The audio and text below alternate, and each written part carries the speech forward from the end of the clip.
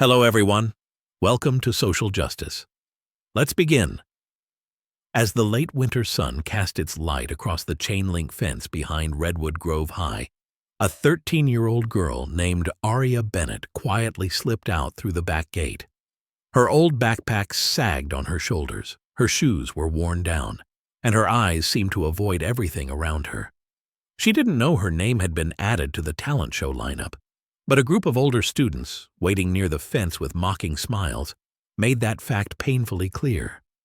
They didn't just laugh at her. They demanded she prove herself by singing. She stammered a refusal, but they didn't care. That's when Jonas Hale, a middle-aged man in a flannel shirt, stepped out from his rusted pickup truck with just one calm sentence. "Leave her alone." The group scattered like startled birds. He walked up to the trembling girl, gently picked up the fallen earbuds, and asked, "You okay, sweetheart?"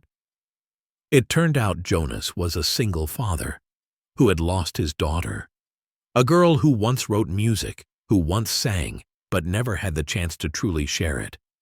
He brought Aria to his home, offered her a mug of warm cocoa, and sat down beside an old piano in his living room.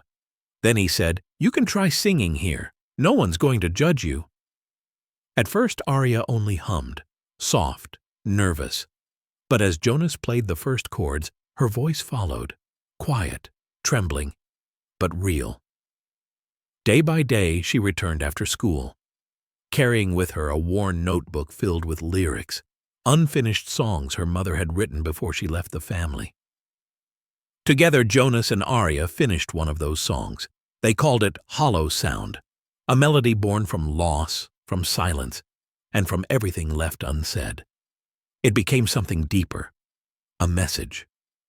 When the night of the talent show came, Aria stepped onto the stage wearing a simple necklace, engraved with the words, "Still Singing." It once belonged to Jonas's daughter. She said nothing, she just sang. Every word, every note was a declaration. I am not the silence they left behind. I am the song they never finished writing. When her voice faded, the room fell silent. Then, one by one, people stood, not just because of the voice, but because of the truth it carried.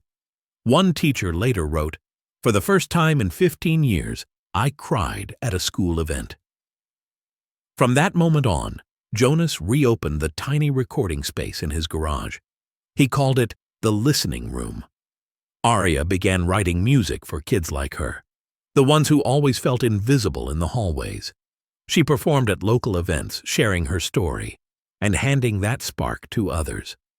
One snowy evening, as the two of them sat again by the piano, Aria wrote a single line on the chalkboard in the garage. "I used to think I was a whisper, but maybe I'm a song." Jonas looked at the words and nodded. He no longer felt like he was filling a space left by someone he lost. He was walking beside someone on a brand new journey, a journey where even the smallest sound could change the world. If this story touched something in you, even just a little, let us know by clicking like and subscribing to Social Justice. We don't tell stories just to entertain. We tell them to listen, to connect, and to remind each other that sometimes a timely word, a steady gaze, or a quiet hand reaching out can change an entire life. Join us as we spread kindness, one story at a time. Thank you for staying with us until the end.